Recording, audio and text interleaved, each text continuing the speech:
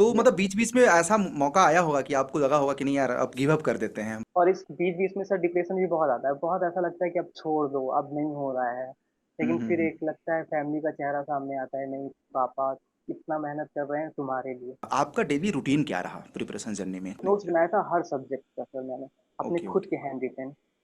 वो मेरी okay. SSC JEE में भी काम आए, आरआरबी जेईई में, और मैं उस शॉर्ट नोट्स में अलग से एक पेजेस ऐड करता था, और मुझे जो क्वेश्चंस जैसे मुझे नहीं आते थे यूजेई जेईई, मैंने मतलब काफ़ी सारी बुक्स लगाता था। कि आज के दौर में मॉक टेस्ट का आपको क्या लगता है कि रोल कितना है आपकी प्रिपरेशन सर में, आपकी सिलेक्शंस में? मॉक टेस्ट से ही हम एवेल्यूएट कर पाते हैं हर चीज़, क्या कहते हैं, हम मैं शॉर्ट मॉक टेस्ट देता था। मतलब समझ लीजिए मैं एसएससी जेईई 2024 में हुँ, मैंने हुँ। 68 मॉक दिए थे, कुल मॉक 68 दिए थे। और मुझे लग रहा है कि एक सफल बच्चे के अंदर ये भी होता है कि मॉक टेस्ट हर एक मॉक देने के बाद इवैल्यूएट करना। सर मेरा कहाँ? एक कॉपी बना के रखी थी मैंने, हुँ, दो हुँ, इतनी मोटी कॉपी मेरी, और मैंने सारा मॉक को एवेल्युएट करके उसमें लिखता था कि कितनी प्रोग्रेस है मेरी, कितने हुँ, नंबर हुँ, पिछले टेस्ट में आए थे, मैंने हुँ। कहाँ गलतियाँ की हैं, कौन कौन से क्वेश्चन मेरे गलत हुए, कौन कौन से न्यूमेरिकल में मैंने ये फॉर्मूला मुझे नहीं पढ़ा था, उनको सबको एक कॉपी में लिखता था। हेलो इंजीनियर्स, उम्मीद करते हैं आप बहुत अच्छे होंगे। जैसा कि आप दोस्तों जानते हैं, इंजीनियर्स अड्डा आप लोगों को हमेशा मोटिवेट करता रहता है, बेस्ट कंटेंट के लिए जाना जाता है। तो बेसिकली आरआरबी जेईई का रिजल्ट आउट हो चुका है मेरे भाई। उसमें one of the student selected हैं आदिल खान। तो मेरी तरफ से इंजीनियर्स अड्डा परिवार की तरफ से आदिल खान को many many congratulations for your selection. Adil, पहला क्वेश्चन मेरा आपसे है यार, अब आपको कैसा लग रहा है आफ्टर सिलेक्शन? सर सब कुछ बदल गया है, मतलब एक तो मैं बहुत डिप्रेस्ड रहने लगा था, यार सिलेक्शन नहीं हो रहा, सिलेक्शन नहीं हो रहा, लेकिन जिस दिन रिजल्ट आया ना, हाँ। उसके बाद से ऐसा लग रहा है ऊपर वाले ने सब कुछ, पूरी जिंदगी एक पल में बदल दी, सारा डिप्रेशन, सारे सब कुछ माहौल बदल गया कि कल से, मतलब परसों से इतने कॉल्स आ रहे हैं, इतने कॉल्स जिनके सोचे भी नहीं थे उनके भी कॉल्स आ रहे हैं। मतलब टीचर्स भी मतलब आपको कॉल कर रहे हैं इनफैक्ट, हाँ जैसे कि टीचर, आइडियली क्या होता है कि बच्चे जब बच्चे टीचर्स को फ़ोन करते हैं हमेशा डाउट पूछने के लिए, अब तो आपको टीचर्स भी कॉल करने लगे होंगे कि टीचर यार भी कॉल हाँ, करते हैं। राइट। तो दूसरा क्वेश्चन मैं आपसे ये पूछना चाहता हूँ आदिल यार, आप लंबा संघर्ष किए हो, मतलब 2019 के बाद लगातार प्रिपरेशंस करते रहे। तो मैं आपसे हम्म, थोड़ी सी एक जर्नी जानना चाहता हूँ कि 7-8 साल संघर्ष करना गवर्नमेंट सेक्टर के लिए बहुत बड़ी बात होती है। कौन सी ऐसी चीज़ें हैं जो लगातार आपको मोटिवेट करती रही कि नहीं यार हमें एनी हाउ गवर्नमेंट सेक्टर में अपना करियर सेट करना है? सर दरअसल 2019 में जब मेरा डिप्लोमा पूरा हुआ था, हम्म, तो मैं हम्म, दिल्ली गया था कोचिंग करने हम्म, के लिए, लेकिन कोविड आ गया था तो हम लोग 3-4 महीने करके वापस आ गए थे। हम्म, फिर 2 साल तक जब कोविड था तो मेरी पढ़ाई एकदम बंद हो गई थी। हम्म, हम्म, इसके बाद मेरे फ्रेंड्स थे तो मैं नॉन टेक एरिया में चला गया था, क्योंकि सब मेरे जितना था, क्योंकि टेक्निकल की वैकेंसी आ नहीं रही थी कहीं, और हम्म, ये लग हम्म, रहा था अब क्या करें, और हमने 2019 में एनटीपीसी ग्रुप डी का फॉर्म डाला हुआ था। हम्म, हम्म, तो वो सामने एग्जाम था हमारे, हमें लगा अब यही है और कुछ है ही नहीं, तो हम उस पे गए, लेकिन मेरा एनटीपीसी प्री हुआ, मेंस नहीं हुआ था, और मैंने ग्रुप डी क्लियर हुआ था, लेकिन मैंने उसको फिर ज्वाइन नहीं किया था, क्योंकि हम्म, मुझे लगा कि यार मैं जेई करूंगा, क्योंकि मैं डिप्लोमा किस लिए किया हूँ आखिर। हम्म, मैंने मतलब मेरा पैसा नहीं था कि मुझे जेई बनना है, इंजीनियर बनना है। हम्म, मेरे घर वालों का भी था कि नहीं इसको इंजीनियर बनना है। तो फिर मैंने 2000 इसके बाद उसका फॉइस किया, उसके बाद मैंने एमईएस जेई का एक फॉर्म डाला था, उसका एग्जाम दिया, वो मेरा क्वालिफाई हो गया था, उसका डीवी दिया मैंने अभी। उसके बाद हम्म, मैंने 2023 में एसएससी जेई का एग्जाम दिया था, तो उसमें मेरा 0.5 नंबर से प्री रह गया था। जो मैंने हम्म, 2024 एग्जाम दिया एसएससी जेई का, हम्म, तो मेरा प्री हो गया था, मेंस में मेरे 355 के आसपास नंबर थे, लेकिन मुझे कोई डिपार्टमेंट नहीं मिला, क्योंकि मैं डिप्लोमा से था और बीआरओ मिल नहीं सकता था, राइट, तो राइट। मुझे कुछ भी नहीं मिला था।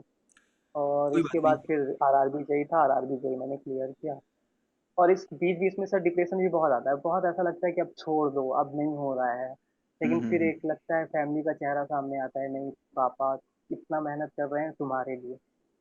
तो फिर वो फैमिली की बहुत उम्मीदें होती हैं तो सबसे। मतलब बीच बीच में ऐसा मौका आया होगा कि आपको लगा होगा कि नहीं यार अब गिव अप कर देते हैं, बट मुझे लग रहा है कि फैमिली को देख करके आपको लगा कि नहीं, एक बार अगर आप सिलेक्शन ले लेते हैं नहीं तो सर, पूरी नहीं लाइफ सेट हो जाती है। तो यस आदिल, मैं सर। आपसे ये क्वेश्चन पूछना चाहूंगा यार कि आपका डेली रूटीन क्या रहा प्रिपरेशन जर्नी में? कैसे आप कितने घंटे पढ़ते थे, कैसे दरअसल पढ़ते मेरा थे? घर यहाँ चित्रकूट में है, हाँ, हाँ। और मैं यहाँ से प्रयागराज में रहता था तैयारी करने के लिए रूम हम्म, लेके।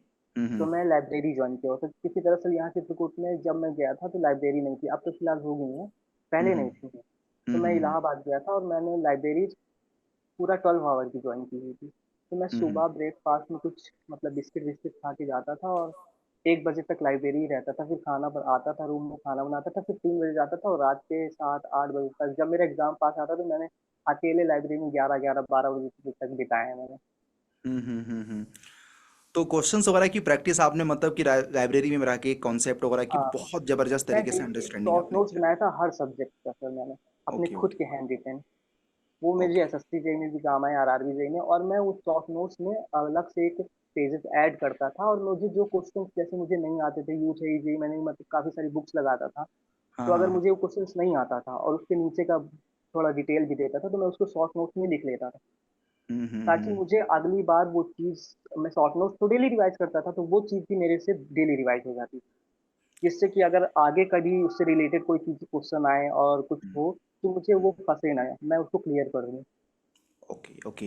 इट मीन्स कि आपके पास अपने खुद के डिटेल नोट्स थे, फिर उसके बाद आपने शॉर्ट नोट्स भी बनाए। शॉर्ट नोट्स बनाए हैं उसके, तो हर ओके सब्जेक्ट के शॉर्ट नोट्स बनाए हैं। राइट। अच्छा एक चीज़ मैं आपसे पूछना चाहता हूँ कि आज के दौर में मॉक टेस्ट का आपको क्या लगता है कि रोल कितना है आपकी प्रिपरेशन पर में, आपकी मॉक सिलेक्शंस टेस्ट के बिना तो मुझे लगता है कुछ भी, मतलब हम अपनी जर्नी को एवेल्युएट ही नहीं कर पाते हैं कि हम कहाँ पास खड़े हुए हैं, में? और मॉक टेस्ट से ही हम एवेल्युएट कर पाते हैं हर चीज, क्या कहते हैं। मैं शॉर्ट मॉक टेस्ट देता था, मतलब समझ लीजिए मैं एसएससी जेई 2024 में मैंने हम्म। 68 मॉक दिए थे, कुल मॉक 68 दिए थे। और मुझे लग रहा है कि एक सफल बच्चे के अंदर ये भी होता है कि मॉक टेस्ट, हर एक मॉक देने के बाद इवेलुएट करना कि एक्चुअल में हाँ सर, मेरा कहाँ। एक कॉपी बना के रखी थी मैंने, दो हम्म इतनी मोटी कॉपी मेरी, और मैंने सारा मॉक को एवेल्युएट करके उसमें लिखता था कि कितनी प्रोग्रेस है मेरी, कितने नंबर हम्म पिछले टेस्ट में आए थे, मैंने हम्म। कहाँ गलतियाँ की हैं, कौन कौन से क्वेश्चन मेरे गलत हुए, कौन कौन से न्यूमेरिकल में मैंने ये फॉर्मूला मुझे नहीं पढ़ा था, उनको सबको एक कॉपी में लिखता था, और मैं उसको एग्जाम टाइम बहुत रिवीजन। और यही चीज़ हम लोग अपनी क्लास में भी बताते हैं, और इनफैक्ट मैंने कई बार यूट्यूब पे भी बच्चों को बताया है और क्लास में भी बताया यार कि मॉक देने का मतलब तभी है जब आप, जैसे आदिल ने किया हम लोगों के बताने पे, कि मॉक के बाद इवेलुएट किया है, क्योंकि ये जब तक नहीं करोगे मुझे नहीं लगता है कि आपका प्रिपरेशंस काम आएगा। तो ऑनेस्टली बताऊं, जिस तरह से आदिल ने किया आप सब लोगों को भी करना चाहिए। एक क्वेश्चन आदिल मेरे पास और भी आपके लिए है। आज के यस दौर में सर। सोशल मीडिया एक बहुत डिस्ट्रक्शन का कारण बन रहा है, तो आपको यस क्या सर। लग रहा है कि आपने किस तरह से अपने आप को सोशल मीडिया से दूर एक रहते हुए मेरी अपनी जर्नी आपको प्रिपरेशंस मैं की। बताता हूँ, मैंने अपने लिए चैलेंज लिया था 2 साल पहले, कि हम्म। मैं अपने व्हाट्सएप में कभी स्टेटस नहीं डालूंगा, ना हम्म इंस्टाग्राम में कोई स्टेटस, ना हम्म। फेसबुक में कोई स्टेटस। जिस दिन मेरा सिलेक्शन, मेरा रिजल्ट होगा, वही मेरा असली रिजल्ट होगा। मैंने फेसबुक डिलीट किया था, मैंने इंस्टाग्राम डिलीट किया था, अरे वाह और क्या यार। कहते हैं, मैंने व्हाट्सएप में एक भी स्टेटस नहीं डाला था 2 साल तक मैं तो। हाँ हाँ। तो सर जिस दिन मेरा रिजल्ट हुआ, उस दिन 2 साल बाद मैंने स्टेटस डाला है हर जगह, और मैंने इंस्टाग्राम से सबसे दूर रहता था। हाँ, यूट्यूब दिक्कत करते हैं, तो मैंने उसके लिए यूट्यूब का जो वो क्या कहते हैं ऐप होता है, उसको डिलीट कर दिया था, और मेरे पास हम्म। यूट्यूब की सिर्फ वेबसाइट वाली थी, मैं वेबसाइट से जाके यूट्यूब देखता था, क्योंकि अगर ओके। आप ऐप होता है ना, तो आप क्लिक करके शॉर्ट्स देखने लगते हैं। मैंने हम्म। उसको डिलीट कर दिया था, मैं वेबसाइट से जाके यूट्यूब अगर कोई वीडियोस देखनी होती थी तो वहां से देखता था। Okay okay. तो और एक दो क्वेश्चंस आप लोगों के मन में, हमारे मन में भी आ रहा था कि यार मतलब कभी जिंदगी में आपको ऐसा लगा कि यार अब छोड़ देते हैं, गिव अप कर देते हैं, अब मेरे लिए गवर्नमेंट सेक्टर नहीं बना है, क्योंकि लंबा जर्नी, मतलब मैंने ये देखा है यार, गवर्नमेंट यस सेक्टर सर। में बहुत सारे बच्चे क्या होता है, आते हैं साल डेढ़ साल तैयारी करते हैं, उनको नहीं होता तो उनको लगता है कि उनकी सारी दुनिया उजड़ गई। आपका इतना लंबा संघर्ष रहा, आपको कभी ऐसा महसूस हुआ कि नहीं यार अब छोड़ देना चाहिए प्रिपरेशन यार? बिल्कुल लगा, जब मेरा 2024 से 2023 में 0.6 से नहीं हुआ ना, तो फिर हम्म। लेकिन 2023 में एक ऐसी चीज थी, मुझे लगा यार मैं एसएससी जेई कर पाऊंगा नहीं कर पाऊंगा, मैं जेई बन पाऊंगा नहीं बन पाऊंगा। लेकिन एक आपने देखा होगा, 2023 के रिजल्ट आने के बाद तुरंत 2024 की वैकेंसी आ गई। राइट मुझे राइट लगा राइट। नहीं, मैं यार ये मेरे लिए अच्छा मौका है, अगर तुरंत आ गई तो मैं कर सकता हूँ। भले ही मैं नहीं हम्म कर पाया, उसके बाद जब मेरा मेंस का रिजल्ट आया, वो 15 क्वेश्चन वो वाले क्या कहते हैं ऑब्जेक्शन वाले, में बहुत डिप्रेस हो गया सर, बहुत रोया था मैं। लेकिन फिर आरआरबी जेई लगा हुआ था, और मेरा प्री क्लियर, मुझे ये था कि 1 महीने में मुझे मेंस दिया, अब 1 महीने बाद मुझे प्री देना है आरआरबी जेई का, और दोनों का सिलेबस बिल्कुल अलग था सर, उसका हम्म। मेंस और इसका। तो मैंने हम्म 1 महीने में बहुत मेहनत की, और आरआरबी जेई का प्री क्लियर किया, लगभग 75 मार्क्स थे मेरे आरआरबी जेई की प्री में। मैं हम्म। दिन रात मतलब लाइब्रेरी पे ही रहता था मैं, कांटेक्ट तोड़ के। और फिर मैंने कहा नहीं, अगर नहीं हुआ तो करके कर रहना है मुझे, क्योंकि मेरे पापा की उम्मीदें बहुत थी सर, वो कहते थे बेटा कुछ करके दिखाओ, और मुझे लगता था नहीं, मुझे कुछ तो करना है। पापा आपके क्या करते हैं? पापा मेरे सर एक जनरल की शॉप है, बैग वगैरह की रिपेयर करते हैं, और बैग की शॉप है। मतलब ये भी बोलूं कि फाइनेंशियली अगर बोला जाए तो घर में बहुत ज़्यादा मतलब वो नहीं हाँ है सब स्ट्रांग। फाइनेंशियली। राइट।